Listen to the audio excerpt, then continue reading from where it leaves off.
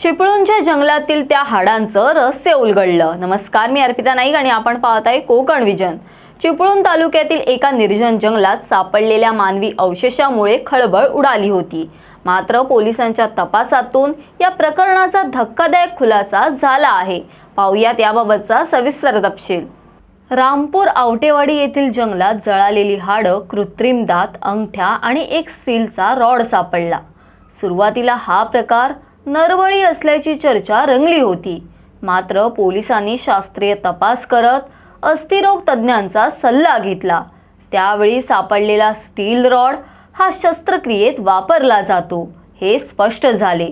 दरम्यान मुंबईतील मालाड भागातून एजाज कुरेशी नावाचे व्यक्ती बेपत्ता असल्याची माहिती पोलिसांना मिळाली होती।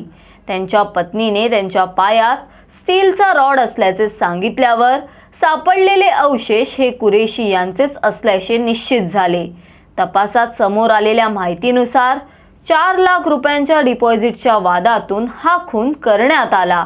आरोपी जन्नतुनिसा खान आणि तिचा प्रियकर विशाल खोडदेकर यांनी कुरेशी यांना घरी बोलावून मारहाण केली, ज्यात त्यांचा मृत्यू झाला।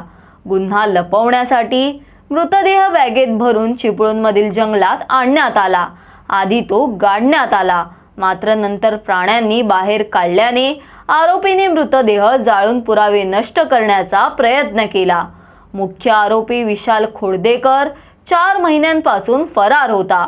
तांत्रिक तपासाच्या आधारे पोलिसांनी त्याला आणि जन्नतुनिसा खानला मालाडमधून अटक केली। चौकशीत दोघांनीही गुन्ह्याची कबुली दिली आहे। नरबळीच्या अफवांमागे लपलेलं हे भयानक सत्य आता समोर आलं आहे। आर्थिक व्यवहारातून झालेल्या या खुनाने परिसरात खळबळ उडाली आहे। यावरील तुमचं मत आम्हाला न चुकता कमेंट बॉक्सद्वारे नक्की कळवा आणि अशाच विविध विषयांवरील सविस्तर तपशील जाणून घेण्यासाठी कोकण विजनला सबस्क्राइब करा व बेल बटन दाबा। धन्यवाद।